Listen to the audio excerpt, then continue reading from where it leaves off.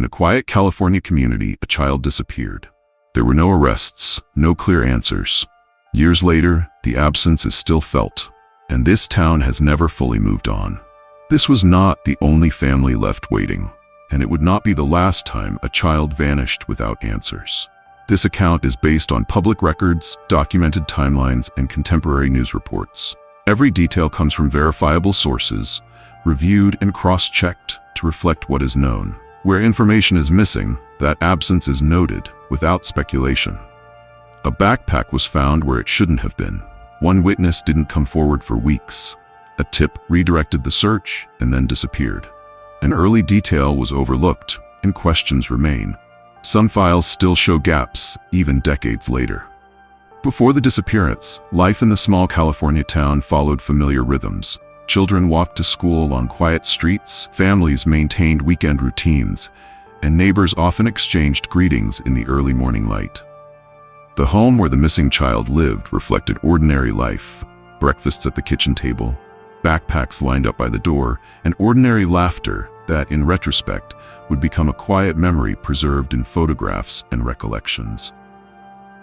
On the morning the child went missing, they left home as usual, carrying only what they normally would for a day at school.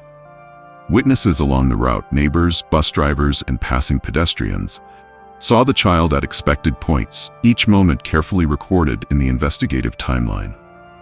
By the afternoon, when the child failed to return, the family knew something was wrong and immediately contacted local authorities. The sequence of movements before the disappearance is documented through interviews and school records, providing a clear timeline of the last confirmed sightings. Law enforcement responded quickly.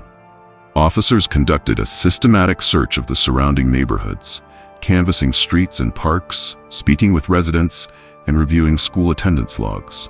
Tips from the public were documented, each followed according to standard procedure.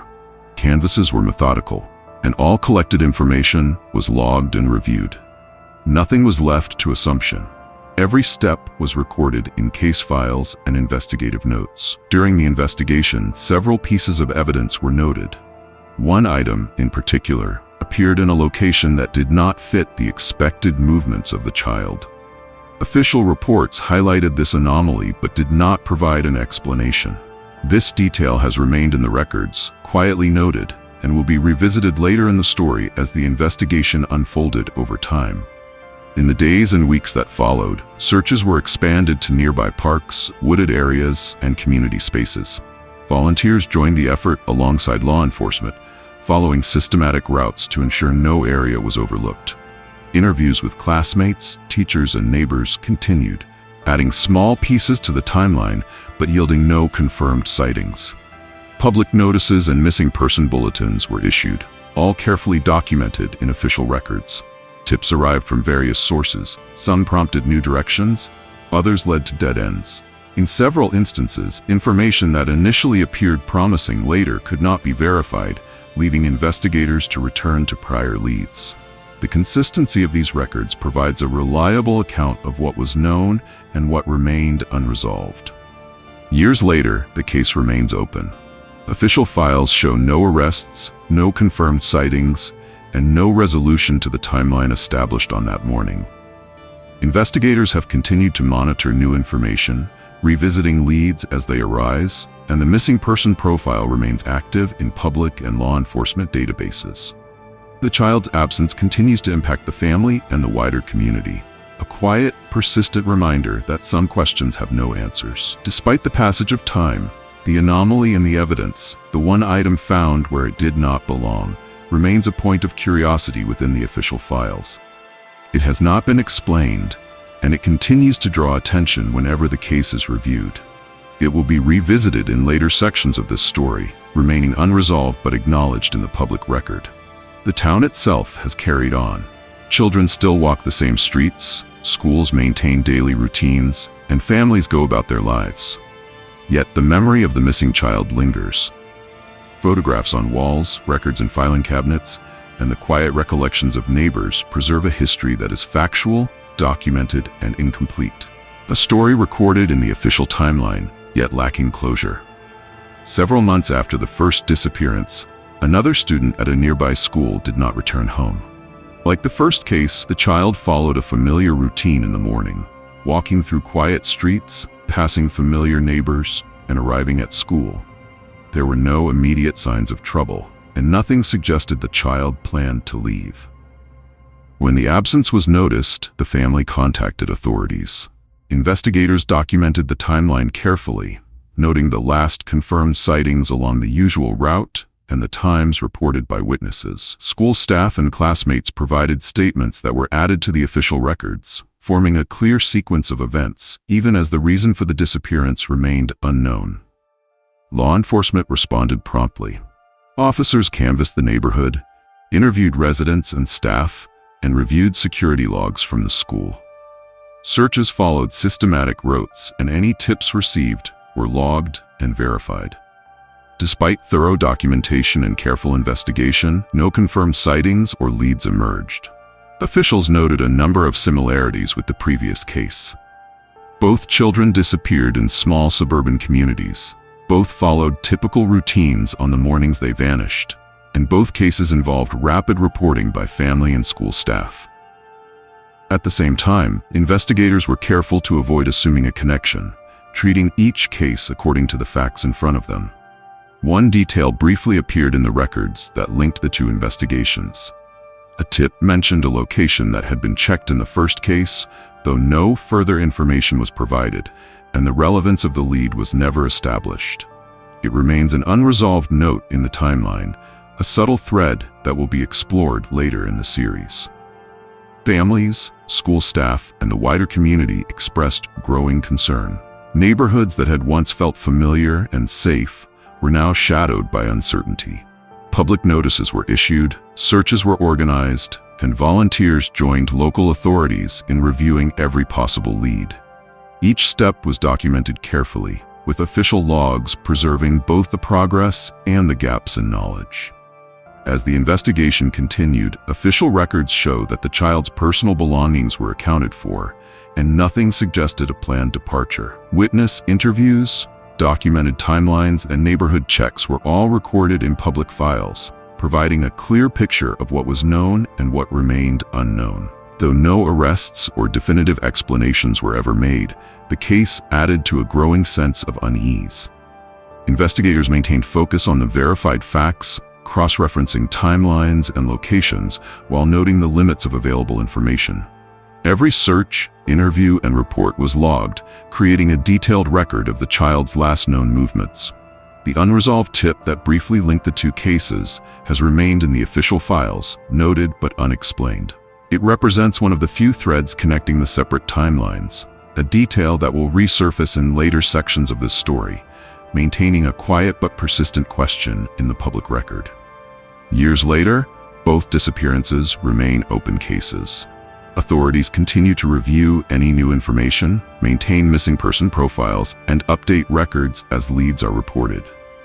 The absence of answers has left families and communities grappling with uncertainty, and each unresolved case is preserved carefully in the official timeline, a reminder that, even with careful documentation, some questions remain unanswered. As investigations into the first two disappearances progressed, authorities began to notice patterns in the circumstances. Both children had vanished in suburban communities within the same general region. Their routines in the mornings were similar: familiar streets, school routes, and predictable daily schedules. Each case involved immediate reporting by families and prompt police response. Though investigators treated each disappearance independently, the similarities in location, timing, and the age and profile of the children were documented carefully. Timelines were mapped side by side, neighborhood layouts compared, and search areas reviewed for overlapping points. Official records show that authorities maintained thorough notes on each observation, without drawing unverified conclusions. Public attention increased as media coverage highlighted the separate cases. Local authorities held press briefings, emphasizing that while the cases shared certain characteristics, no connection had been confirmed. Statements and official documents repeated the importance of following verifiable facts, with timelines, witness accounts, and tips forming the basis of all reporting. A review of case files revealed small but consistent details. Each disappearance occurred near certain public spaces, school routes intersected similar neighborhoods, and brief, unexplained leads had been logged in both investigations. While these observations were noted in the records, investigators did not assign them significance beyond documenting the facts. One overlooked clue from the first disappearance surfaced during this comparative review. A single note in the investigative logs described an unusual sighting in the neighborhood near the second child's home, but at the time it had been dismissed as inconclusive.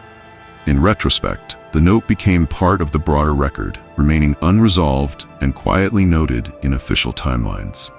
Law enforcement agencies organized task forces to coordinate information across jurisdictions. Maps, neighborhood layouts, and search areas were shared among teams. Every step, from tip intake to neighborhood canvassing, was documented and cross-referenced. The thoroughness of the records provided a reliable account of what was observed and what remained uncertain. As more details were cataloged, investigators noticed that the children's disappearances followed patterns in timing and daily routines. Each child was last seen leaving home in the morning, traveling familiar routes, and failing to arrive at their destinations. Official documentation emphasized the factual similarities while maintaining caution, noting gaps in information where confirmed sightings were lacking. Community concern grew as residents became aware of multiple disappearances. Neighborhood associations, school officials, and families participated in meetings and coordinated with law enforcement, creating a network of documented observations. Each piece of information, tip, witness account, or search record, was added to a timeline, providing a careful, factual overview of the emerging pattern. Despite the clarity of these records, no explanation emerged and no direct connection was confirmed between the cases. The overlooked clue, quietly noted in the files, remained unresolved, a subtle reminder that even thorough documentation may leave questions unanswered. The official record demonstrates that, while a broader pattern was visible, authorities remained focused on verified facts, timelines, and credible evidence. Each disappearance was treated with methodical attention, preserving the integrity of the investigation while acknowledging the limitations of what was known. Several years into the series of disappearances, a new case drew significant attention from investigators. A student from a nearby community vanished under circumstances that echoed the earlier cases, but with one notable addition. A witness came forward with information that, at first, seemed to shift the focus of the investigation. The witness, a local resident who had observed unusual activity near a school route, provided a detailed account of what they believed they had seen on the morning of the disappearance. Law enforcement documented the statement carefully, comparing it against timelines, prior tips, and neighborhood layouts. Official records show that the account was treated with caution. Investigators logged every detail, verified what could be confirmed, and noted inconsistencies where they appeared. This case prompted the formation of a dedicated investigative team to cross-reference all prior reports. Officers reviewed maps, search logs, and prior witness statements to see if the new information aligned with existing evidence. Every lead was documented, and records were maintained meticulously. Despite the attention and effort, no charges were ever filed. The information, while compelling, lacked corroboration sufficient to support prosecution or a definitive conclusion.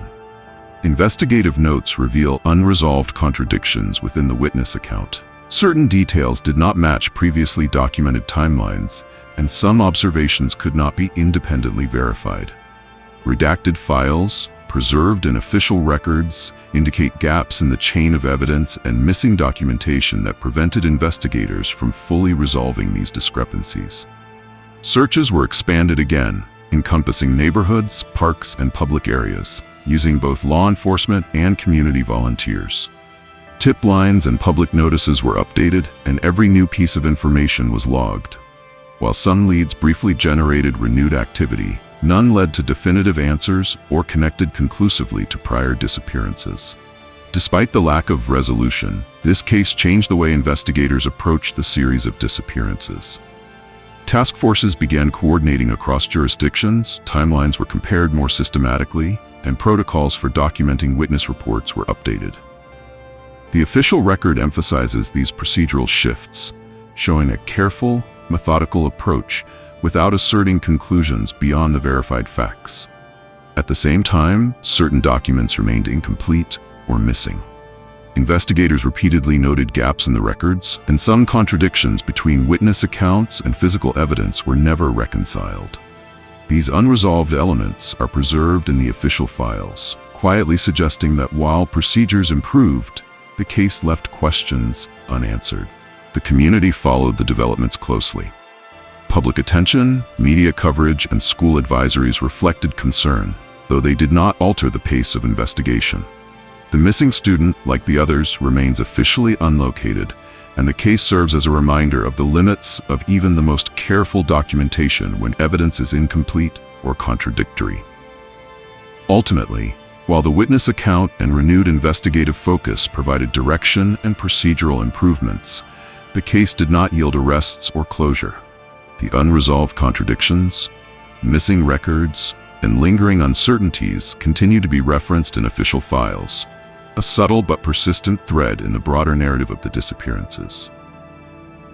If you followed the timelines closely, leave a comment with the phrase, "I see the pattern," and share what stands out to you. Looking at these cases side by side, what patterns or details stand out to you? Share your thoughts in the comments below. Later, investigators would revisit a detail they once dismissed. Its significance was not understood at the time. Even now, one unresolved detail continues to trouble investigators, quietly noted in the files but still without explanation. Years have passed, and these cases remain unresolved. Families continue to live with uncertainty, their lives quietly shaped by absence. Communities remember the children, the missing moments, and the unanswered questions. If you found this story compelling, consider subscribing to follow the ongoing investigation series.